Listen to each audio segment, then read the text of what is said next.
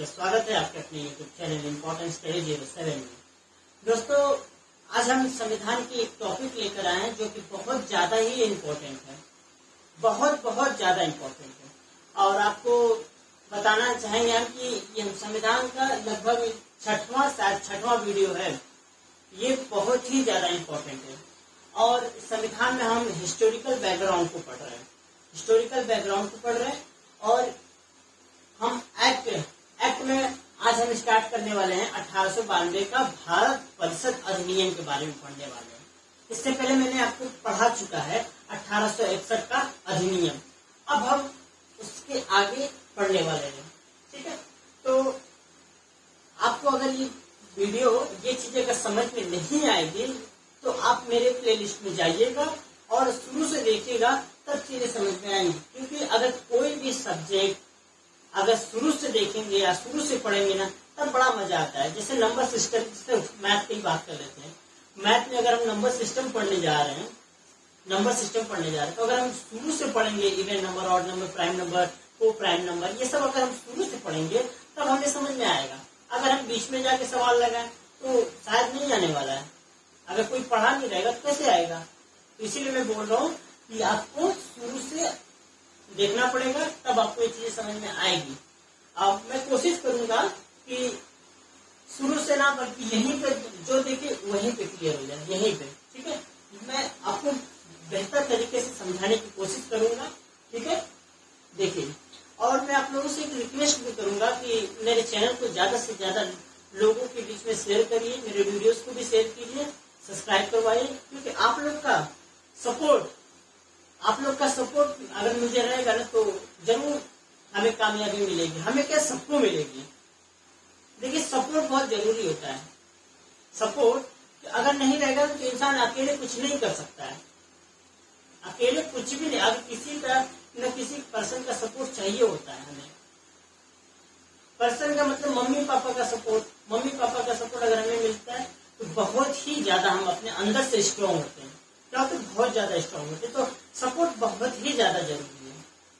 और आपको कुछ और चीजें मैं बताना चाहूंगा कि अगर आप कामयाब होना चाहते हैं तो देखिए, कामयाब होने से आपके मम्मी पापा खुश होंगे, आपकी मेहनत से।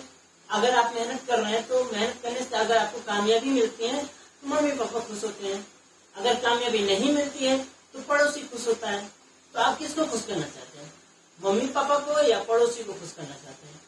हम तो कहेंगे कि भाई पड़ोसी तो आपको खाने को देगा नहीं, वो तो कुछ आपका खर्चा वर्चा जो चला नहीं रहा है, कि नहीं भैया आपका जो महीने का कोचिंग का फीस है 3500 रुपया, ये ले लीजिए, पड़ोसी आए के देगा, जाओ भैया ले लो, लेकर जाओ, दे दो फीस। ऐसा कभी नहीं, कोई भी पड़ोसी नहीं करता है। जब भी करेंगे सपोर्ट, आपको आपके अपने मम्मी पापा ही सपोर्ट करेंगे। तो मैं आप लोगों से यही कहूंगा कि जो भी चीजें पढ़े एकदम क्लियर पढ़े और कंसंट्रेट के साथ पढ़े, मेहनत करिए। मेहनत, देखिए, अपना काम है मेहनत करना, सफलता जरूर मिलेगी यार। अगर हम सच्चे दिल से चाहे तो क्यों नहीं मिलेगी हमें। भर्तियां जो आती है 700, 800, 1000, 10,000, जो भी जितने भी भर्तियां आती है, क्या वो खाली जाती है? नहीं ले जाती है। जो मेहनत करता है वहां जाता है कि नहीं? 10,000 में जाता है कि नहीं? 20,000 में जाता है कि नहीं? जितनी वैकेंसी आती है उसमें ही जाता है ना, क्या नहीं जाता है? जाता है। मेहनत हमें करना है। मानते कि थोड़ा सा कंपटीशन टफ हो रहा है, आज का रीजन हो चुका है। डे बाय डे पॉपुलेशन बढ़ती जा रही है, ग्रेजुएशन वाले बढ़ते जा रहे हैं, दिन पे दिन ग्रेजुएट होते सब लोग जा रहे हैं। सबको रोजगार ही चाहिए, तो कैसे मिलेगा? कुछ ही पर्सन को मिलेगा ना। जो आ रही है भर्तियां वो तो खाली जा नहीं रही है। हमें मेहनत करना है बस। तो चलिए, देर नहीं करेंगे, बहुत ज्यादा बातें हो चुकी है, अब हम इस पे बातें करेंगे। भारत परिषद अधिनियम 1892 का अधिनियम, ठीक है। ये बहुत ज्यादा इम्पोर्टेंट है। ये इसलिए लाया गया क्योंकि 1885 में आपको पता है कि कांग्रेस का स्थापना हुआ था। कांग्रेस की स्थापना हुई थी 1885 ईस्वी में। 85 ईस्वी में जब उसकी स्थापना हुई थी तो उन्होंने ब्रिटेन के, ये जो यहाँ पे कौन शासन कर रहा था? अंग्रेजी शासन कर रहे थे भारत पे। ये तो पहले आए थे क्या करने के लिए? ये तो आए थे अपना व्यापार करने के लिए, लेकिन देखे यहाँ पे आने के बाद इन लोग को एक चीज दिखा, कह रहे इन लोग के पास तो एकता नाम की चीजें नहीं है, किसी के पास भाई भाई को मार रहा है, किसी के पास एकता का चीजें नहीं है, सब एक दूसरे से जलन की भावना रख रहे हैं। यही फायदा उठाया अंग्रेज ने फायदा उठाया, क्यों ना इसको गुलाम बनाते, क्यों ना इस पे हम शासन करते हैं। तो वही शासन करते करते आज लगभग 200 साल अंग्रेजों ने शासन किया हमारे ऊपर। अगर हमारे पास यूनिटी रही होती ना, एकता नाम की चीज रही होती ना, तो शायद अंग्रेज हमारे ऊपर शासन नहीं करते।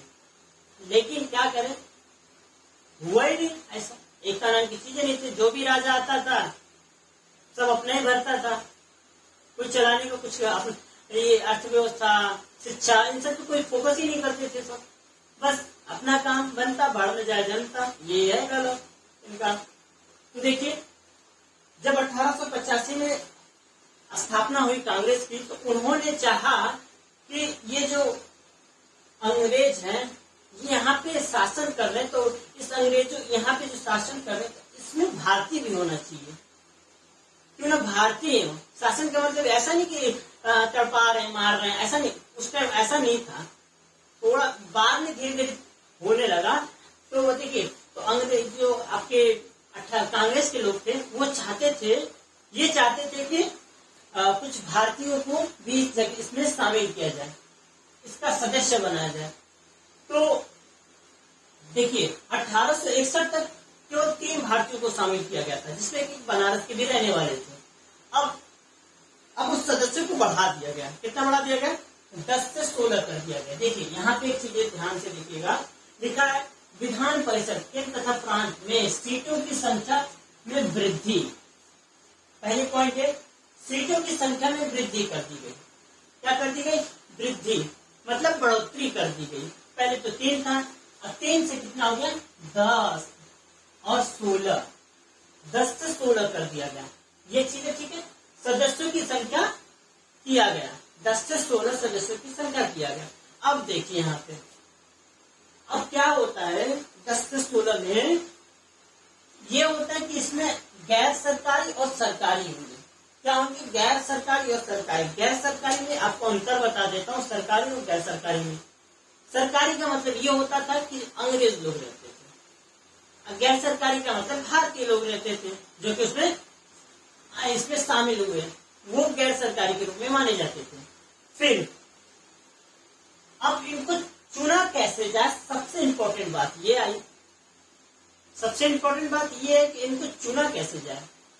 तो एक उस टाइम की बात है 1892 की, कि जिसको चुनाव तो हुआ नहीं, लेकिन चुनाव की प्रक्रिया लगभग वहीं से स्टार्ट हुआ है, लगभग वहीं से ही। इसके बाद जो हम पढ़ने वाले हैं 1892 के बाद जो हम पढ़ेंगे 1909 का अधिनियम, उसमें चुनाव कैसे हुआ था वो चीजें बताई जाएगी। लेकिन इसमें अप्रत्यक्ष निर्वाचन किया गया। क्या किया गया, अप्रत्यक्ष निर्वाचन किया गया। अप्रत्यक्ष का मतलब क्या होता है, जैसे कि हमने किसी विधायक को चुना, विधायक वोट किसको देगा, राष्ट्रपति को देगा, तो वो अप्रत्यक्ष चुनाव बोला जाता है, ठीक है। तो अब देखिए यहाँ पे अप्रत्यक्ष चुनाव हुआ नहीं, लेकिन एक तौर पे कहा जाता था बस कि चुनावी प्रक्रिया कब से स्टार्ट हुई, एग्जाम में पूछा जाएगा क्वेश्चन, तो 1852 के प्रक्रिया से कुछ बता सकते आप लोग। तो देखिए अप्रत्यक्ष चुनाव नहीं होता था, बस सिफारिश पे रखा जाता था, सिफारिश पे रखा जाता, शब्दों को सुनिएगा, सिफारिश पे रखा जाता था। तो देखिए गैर सरकारियों को सिफारिश पे किसके सिफारिश पे रखा जाता था, सबसे इंपॉर्टेंट चीजें हैं यहाँ पे। विश्वविद्यालय के प्रोफेसर जो होते थे उनके सिफारिश पे, जिला बोर्ड, नगर पालिका, वाणिज्य मंडल और उसके बाद व्यापार संघ, जमींदारों के सिफारिश पे इनको रखा जाता था।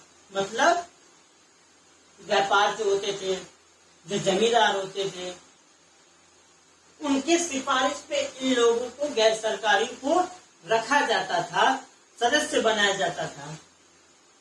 यहां तक आप लोगों को क्लियर हो चुका होगा, ठीक है। दूसरा बात क्या है, दूसरा ध्यान दीजिएगा, दूसरा केंद्र तथा प्रांत दोनों जगहों पर सरकारी सदस्यों का बहुमत होगा। सरकारी सदस्यों का बहुमत होगा। अभी देखिए जो प्रांत में चुना गया, मतलब राज्य के तौर पर बोल सकते हैं, जो राज्य में गैर सरकारी मेंबर जो है, गैर सरकारी सदस्य है, उसको जो चुना गया है, कहाँ पे, किसी प्रांत में जब चुना गया है, वो केंद्र में नहीं काम कर सकता। अगर जो केंद्र में चुना गया है सरकारी सदस्य, अब थोड़ा सा यहाँ पे क्लियर करने की मैं कोशिश कर रहा हूं आप लोगों को। एक है गैर, यह है गैर सरकारी, ठीक है। दूसरा है आपका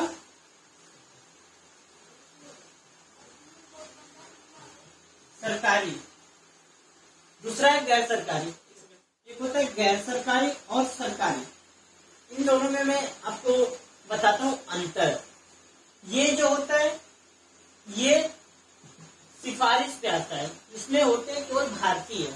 इसमें क्या होता है, भारतीय नहीं रहते हैं, इसमें विदेश के विदेशी जो रहते हैं अंग्रेज रहते हैं, ठीक है, इसमें अंग्रेजी लोग रहते हैं। तो अब यहाँ पे ध्यान से चीजें सुनिएगा।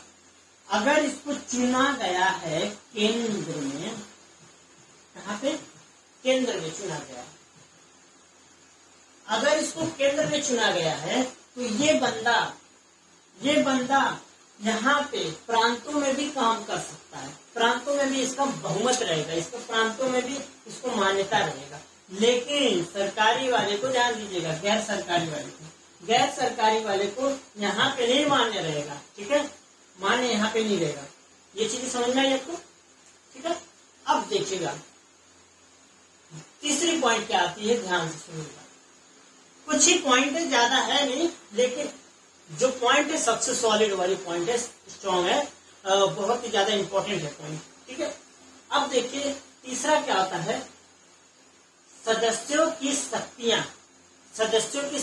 किसकी शक्तियां के बारे में बात कर रहा है, गैर सरकारी सदस्यों की संख्या के बारे में बात कर रहा है, ओके। पहला क्या हुआ इसमें, पहली पॉइंट आती है आपका बजट।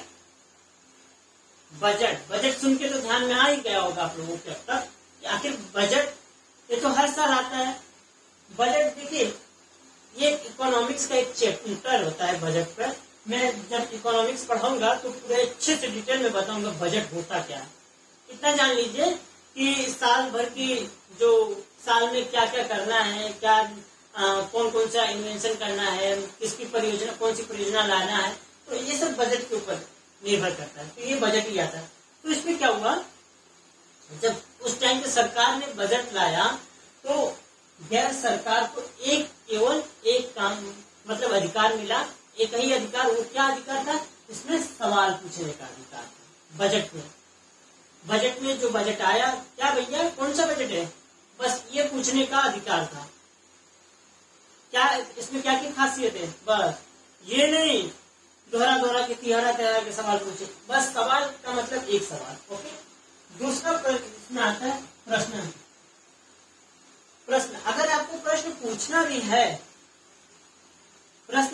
भी है उस टाइम गैर सरकार को, तो वो लोग क्या करते थे, सबसे पहले 6 दिन पहले सूचना देते थे कि भैया हमको ये वाला सवाल पूछना है। कौन सा, ये वाला, वो वाला, अच्छा भैया वो वाला, हाँ वो वाला।